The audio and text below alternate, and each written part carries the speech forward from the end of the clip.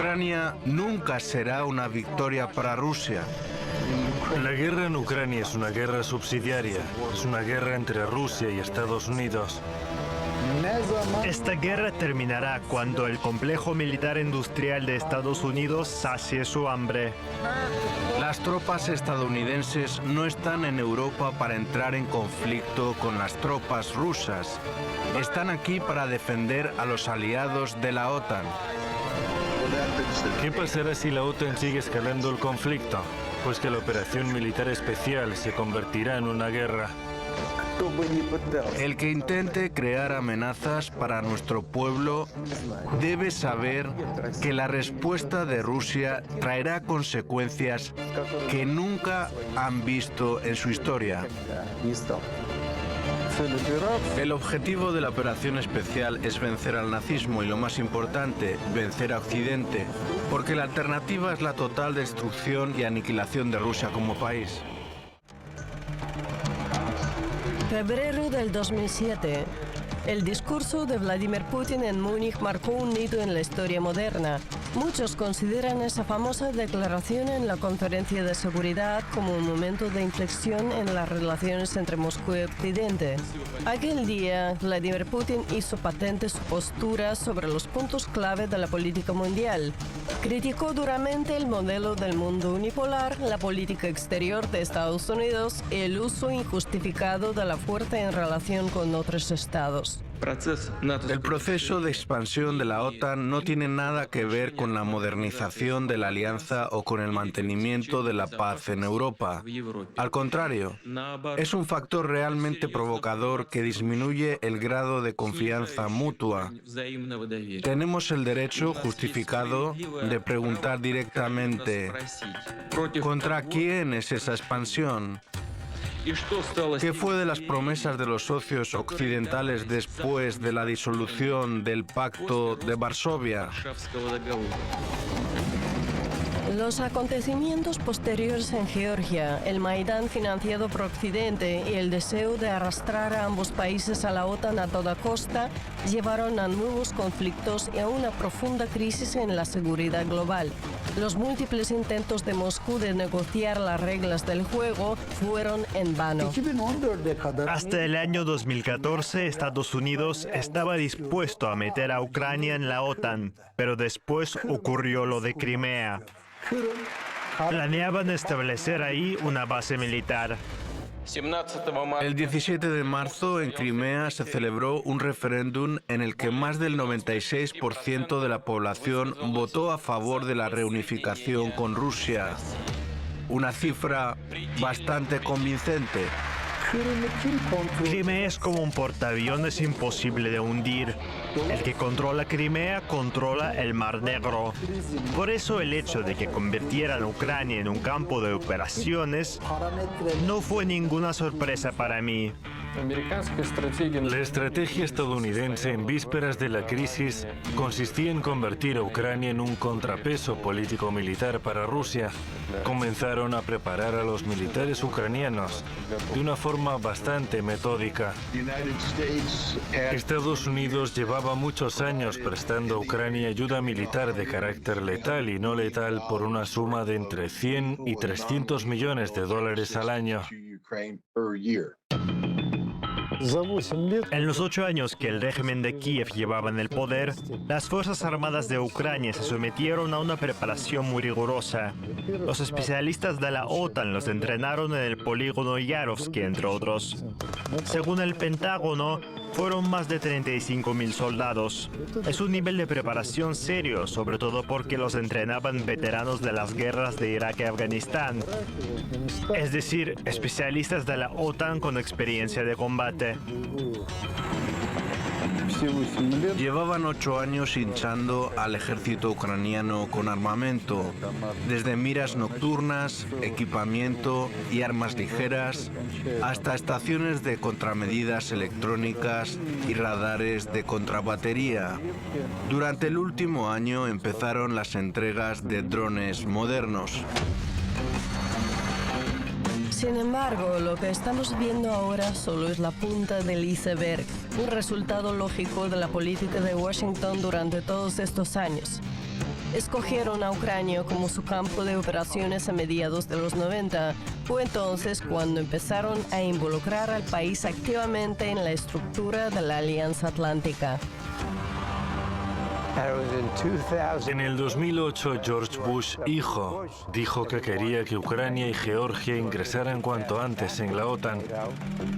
Después, el embajador de Estados Unidos en Rusia, William Burns, que ahora dirige la CIA, envió una nota diplomática diciendo: un no es un no. No crucen esa línea roja cuando se trata del ingreso de Ucrania en la OTAN. Ahora dicen que fuimos nosotros quienes desatamos la guerra en Donbass, en Ucrania. No, la desató ese mismo Occidente colectivo al organizar y apoyar el golpe de Estado armado e inconstitucional en el 2014 y al fomentar y justificar después el genocidio de los residentes de Donbass. Para finales del 2021, Kiev concentró en las fronteras de la República Popular de Donetsk y la República Popular de Lugansk a 150.000 militares bien preparados y armados hasta los dientes. Los datos proporcionados por la inteligencia decían claramente que no lo hacían con fines de defensa. El plan era un ataque a gran escala en Donbass y Crimea. Los estadounidenses llegaron demasiado lejos. No descarto que Ucrania estuviese dispuesta a desarrollar armas de destrucción masiva en el futuro. La primera opción es lanzar un ataque preventivo, lo que causaría un derramamiento de sangre por todo el territorio de Ucrania. La segunda opción es esperar a que ataquen las Fuerzas Armadas de Ucrania, lo que llevaría a una masacre en Donbass y Crimea, con todas las consecuencias que conllevaría para la población civil. Efectivamente fuimos preventivos y durante la primera semana y media o 2 semanas el plan se desarrolló exactamente como un blitzkrieg, una guerra relámpago. El 24 de febrero, como un trueno desde un cielo despejado, se oye el estruendo de los bombardeos rusos sobre Ucrania. Una vez lograda la sorpresa táctica, las Fuerzas Armadas de Rusia atacan desde aire blancos de importancia estratégica en toda Ucrania: polígonos militares, fábricas, depósitos de armamento, aeródromos y centros logísticos. A la vez, las fuerzas terrestres también lanzan una ofensiva. Las tropas se dirigen hacia Kiev, Chernígov, Sumy, Kharkov, Kherson y Mariupol, avanzando en todas las direcciones. Ya han pasado una veintena de helicópteros. No se ve el escudo de Ucrania, seguro que son rusos. El segundo día de la guerra escribí un artículo en el que sugería que las hostilidades durarían hasta julio-septiembre. La mayoría de la gente, incluidos los políticos, decían que la guerra duraría 1 o 2 semanas. Bueno, un mes como mucho. Opinaban que Ucrania ganaría y que todo volvería a la normalidad, y que Rusia se retiraría porque Ucrania es fuerte, cuenta con su propio ejército y el apoyo de Occidente. Es decir, Occidente presionaría a Rusia con sanciones hasta desmoronarla. Rusia es una amenaza directa para nuestra seguridad. Militarmente, esta repugnante y bárbara aventura de Vladimir Putin debe terminar en fracaso. Esto es una cuestión de vida o muerte. Se trata del futuro de toda nuestra comunidad global. Toda la alianza apoyará a Ucrania durante el tiempo que sea necesario para asegurarse de que no sea derrotada por Ucrania. Perdón, quiero decir en Ucrania por Rusia. Ha quedado claro que ya no estamos en guerra contra Ucrania, sino que estamos en guerra contra todo un bloque de países en el territorio de Ucrania, que usa el ejército ucraniano como un ejército colonial o proxy, y por tanto acabamos metidos en una gran guerra contra todo el bloque. Los militares de las repúblicas populares de Donetsk y Lugansk, apoyados desde el aire por la aviación rusa, llevan a cabo una activa ofensiva. Gracias al trabajo coordinado del sistema de defensa aérea, las tropas rusas consiguen interceptar más del 97% de los blancos aéreos enemigos. El cielo no es nuestro, no lo controlamos. Incluso hoy los misiles rusos pueden alcanzar cualquier blanco. Rusia no solo derriba todos nuestros aviones, sino que sus misiles también penetran nuestra defensa aérea. En los primeros días de la operación especial, territorios de importancia estratégica como la región de Jersón, limítrofe con Crimea, y la mayor parte de Zaporozhye fueron tomados por el ejército ruso sin apenas resistencia. Aquí también se destruyen primero las infraestructuras y los equipos militares que se estaban preparando para ser trasladados a Donbass.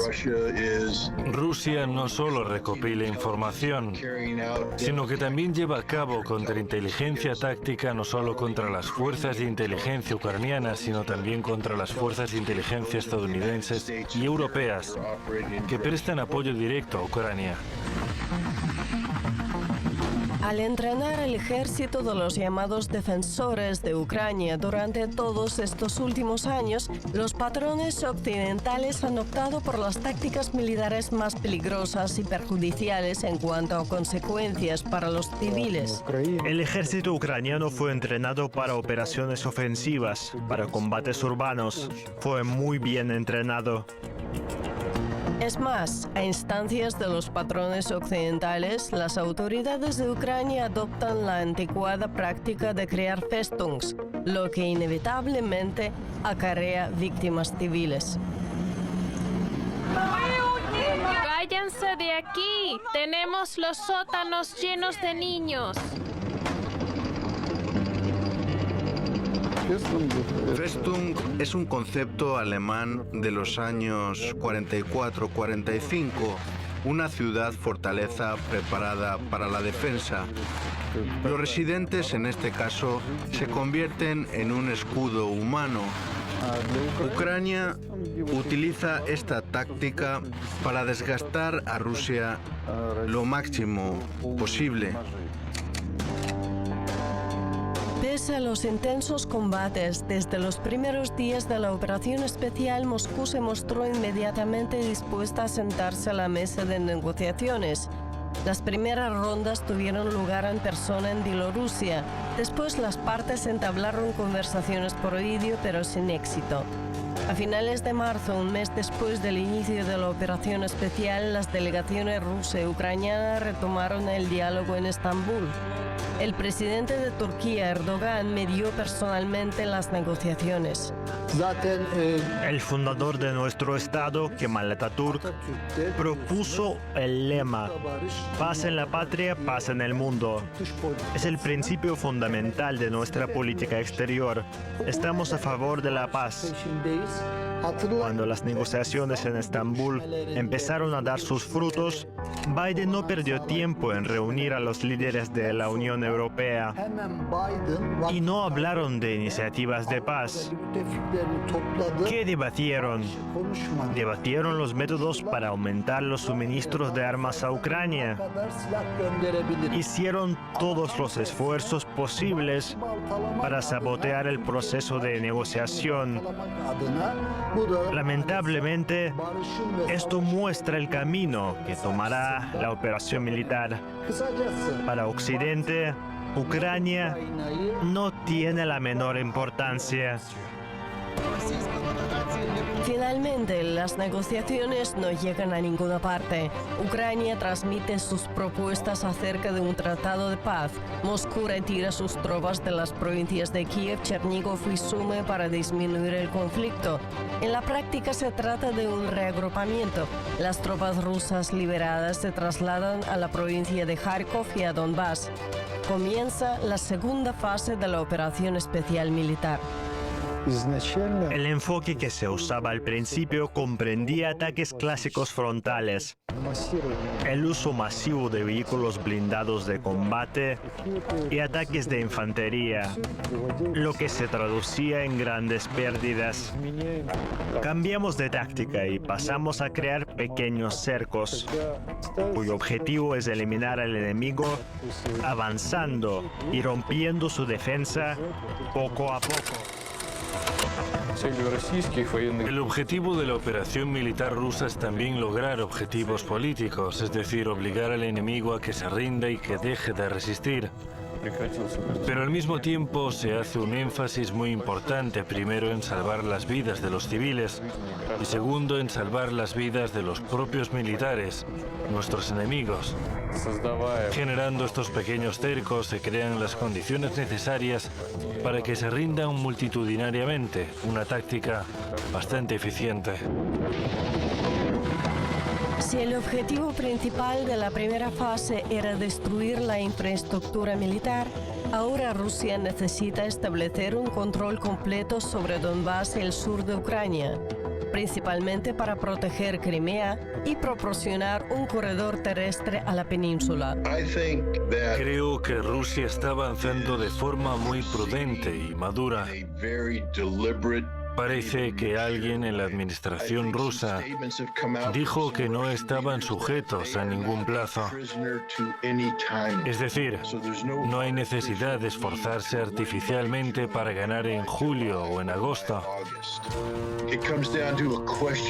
Se plantea la siguiente pregunta: ¿puede Rusia alcanzar sus objetivos militares estratégicos con las fuerzas que ha reunido ahora? Algunos piensan que es imposible, pero lo único que importa es la opinión de los militares y el gobierno ruso. Si creen que es posible y los militares rusos siguen actuando como lo están haciendo ahora, entonces esta guerra probablemente continuará más allá del verano y terminará en una victoria estratégica de Rusia. Rusia ha denominado el conflicto como una operación militar especial. Esto significa que los combates se llevan a cabo con restricciones significativas. Aquí en Estados Unidos dicen que los rusos están estancados en su ofensiva, que avanzan más lento de lo que se imaginaba, que es porque los ucranianos están luchando con mucha valentía. No, en absoluto. La razón es que se eligió otro tipo de estrategia. Los rusos dijeron desde el principio que querían evitar víctimas entre los civiles, que su objetivo y el de su política no era destruir la infraestructura de Ucrania. Al disparar, no apuntan a instalaciones civiles. No consideramos a Ucrania como un cuasi enemigo y no consideramos a los ucranianos como una población enemiga. Así que, por supuesto, en muchos aspectos todavía estamos limitados en cuanto al empleo de nuestro armamento, especialmente armamento pesado. No usamos la táctica de los estadounidenses empleada en Irak. Su aviación hizo 4.000 salidas. Esto se tradujo en que Irak prácticamente desapareció de la faz de la Tierra. Lo convirtieron en un paisaje lunar. Solo después de eso se recurrió a las tropas terrestres. Nosotros no nos comportamos así. También tenemos la posibilidad de utilizar Tu-22 o Tu-95 para acabar con las principales ciudades. Hay suficientes bombas y aviones para destruir Kiev y Kharkov, pero todo lo que hacemos no está dirigido contra los civiles. Queremos conservar la infraestructura y las vidas de los civiles que se vieron obligados a vivir bajo el régimen nazi de Kiev. Sin embargo, las armas que se siguen suministrando a Ucrania no son suficientes para cambiar por completo el curso de los enfrentamientos. En realidad, solo hacen que el conflicto se prolongue y que aumente el número de víctimas civiles y militares. Además, esto se entiende perfectamente en Kiev, Moscú y Washington.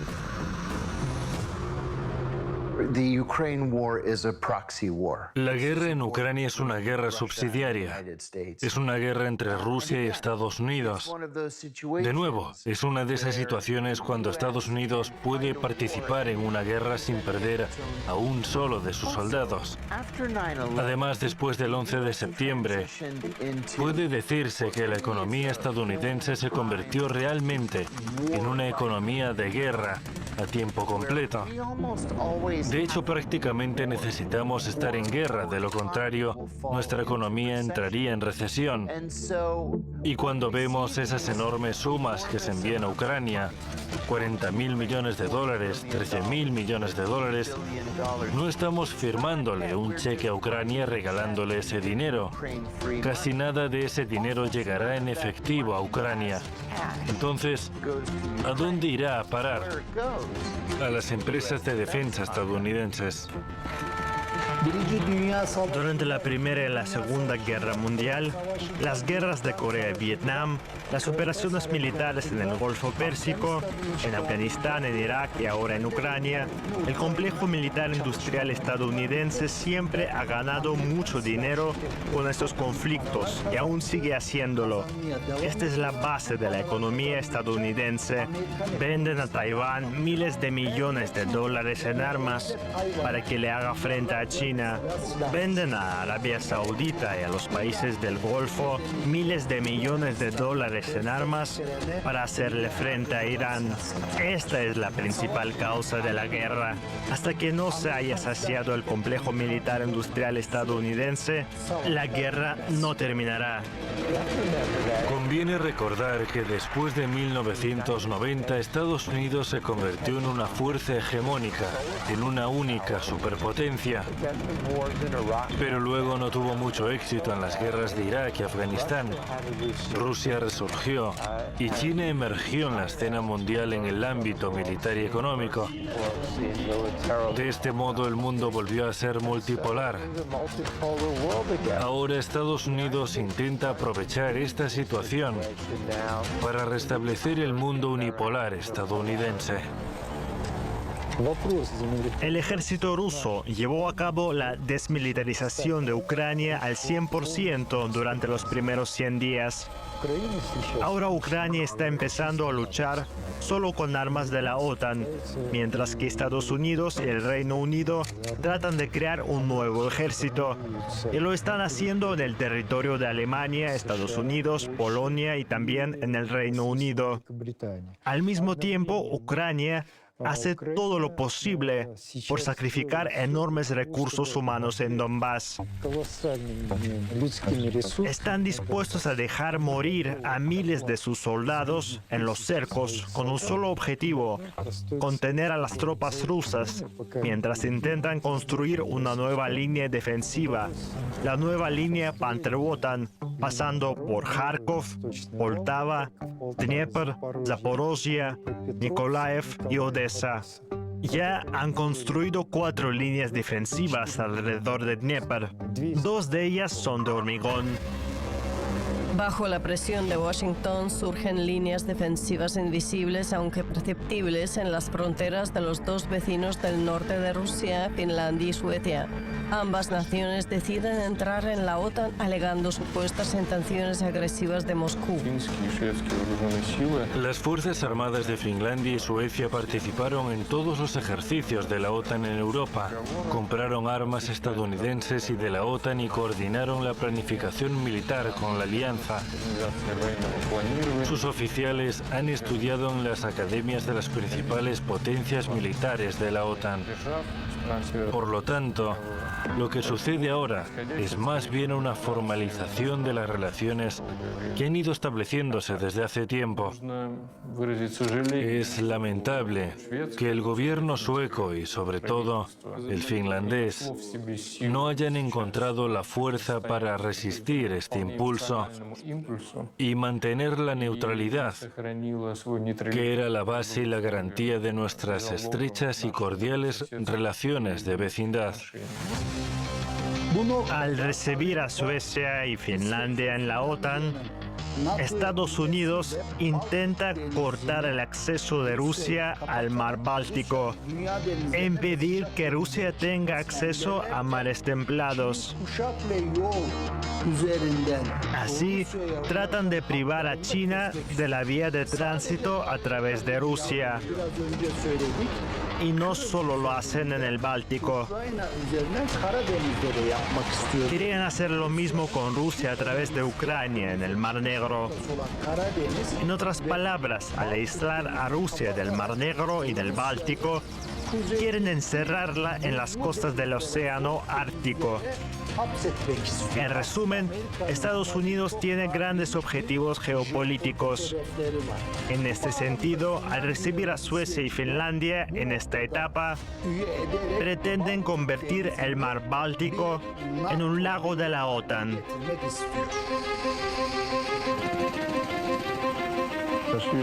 En cuanto a Suecia, siempre hemos tenido algunos escándalos, principalmente fabricados, como aquella historia de nuestros submarinos saboteadores en sus aguas territoriales, que no resultó ser más que un cardumen de arenques u otros peces que nadaban por allí y se comunicaban entre sí. Ha habido toda una serie de historias de ese tipo que, si bien nunca llegaron a nada, sí que mantuvieron la situación militar bastante tensa. Jamás ocurrió algo parecido con Finlandia. Siempre hemos considerado a Finlandia un socio comercial bueno y cordial. Antes que nada, era una excelente plataforma diplomática internacional. Cabe recordar que el Acta de Helsinki, que reguló la paz en Europa durante varias décadas, se firmó precisamente en Helsinki, porque en aquel entonces Finlandia formaba parte del movimiento de países no alineados y tenía un estatus especial. Mientras que Suecia no tiene frontera directa con Rusia, excepto por la vía de acceso a la provincia de Kaliningrado a través del mar Báltico, la situación de Finlandia es muy distinta. Comparte casi 1.300 kilómetros de fronteras, de los cuales más de 1.000 kilómetros son de frontera terrestre. Durante décadas, desde la firma del Tratado de París en 1947, esta región había sido una zona de cooperación y buena vecindad. Por ejemplo, las Fuerzas Armadas rusas se retiraron de la frontera con Finlandia y se trasladaron 1.500 kilómetros hacia el interior de Rusia. Queda por ver si se mantendrán en esas posiciones ahora que Finlandia ha dejado de ser neutral. La OTAN no debería actuar como una institución operativa. Es difícil mantener unido un bloque militar integrado por 30 estados con distinto grado de preparación y equipamiento militar. Es difícil garantizar un nivel adecuado de interacción entre ellos. Con la adhesión de dichos países nórdicos y la consiguiente ampliación de la alianza, estos países en particular saldrían beneficiados. Otros estados miembros de la OTAN de mayor tamaño, como Turquía, por ejemplo, perderían algunos de los privilegios que tenían anteriormente. Suecia y Finlandia tienen privilegios limitados. Su contribución a la cohesión general de la alianza en términos de territorio sería limitada. Sin embargo, a su vez, la OTAN tendría que proporcionarles armas adicionales. Desde la frontera finlandesa hasta San Petersburgo, la segunda ciudad más importante de Rusia, hay poco más de una hora en coche. La distancia es de tan solo 140 kilómetros. Este hecho parece considerarse muy prometedor al otro lado del océano, en el Pentágono. Por supuesto, no debemos olvidarnos de la posición rusa, que es la siguiente. Si los países nórdicos se unen a la alianza y aceptan desplegar en su territorio, en Suecia o en Finlandia, armas ofensivas o de otro tipo capaces de alcanzar Rusia, habrá un conflicto entre Rusia y dichos países. Y en este caso, el conflicto se convertiría en una confrontación entre Rusia y la OTAN. Hoy escuchamos que quieren derrotarnos en el campo de batalla. Bueno, ¿qué puedo decir? Que lo intenten. Hemos escuchado muchas veces que Occidente quiere luchar contra nosotros hasta el último ucraniano. Esta es una tragedia para el pueblo ucraniano, aunque todo indica que las cosas van en esa dirección. Sin embargo, todos deberían saber que en realidad aún no hemos empezado a hacer nada serio. Desde el inicio de la operación especial, el ejército ruso y las tropas de las repúblicas populares de Lugansk y Donetsk han liberado de los neonazis la República Popular de Lugansk, la provincia de Gerson, así como la mayor parte de las provincias de Kharkov, Zaporozhye y Donetsk. Es un área comparable al territorio de estados centroeuropeos como Austria, por ejemplo. Es decir, el territorio en cuestión no es nada pequeño. Hasta el momento hemos convertido el mar de Azov en nuestro mar interno. Aunque nadie parece reconocerlo, ahora el mar de Azov es completamente nuestro. Al mismo tiempo, hemos liberado territorios muy amplios en el sur. Hemos completado la liberación de los territorios de la República Popular de Lugansk y hemos liberado gran parte de la provincia de Donetsk. Y por supuesto, estamos llevando a cabo una operación en el norte, en los alrededores de Kharkov. Luchamos contra un enemigo que nos supera en número. Al inicio de la operación militar, Ucrania tenía entre 220.000 y 240.000 efectivos. Además, cientos de personas habían participado en la operación antiterrorista, que es como la llaman en el este del país. A ese número podemos añadir los guardias fronterizos, los funcionarios del Ministerio del Interior y el Servicio de Seguridad de Ucrania, así que Zelensky no exagera cuando afirma que el total oscila entre 500.000 y 700.000 personas. Nosotros seguimos teniendo unos 200.000 hombres, así que se trata de una situación sorprendente, cuando 200.000 luchan contra 700.000 y aún así, poco a poco, lentamente, van venciendo.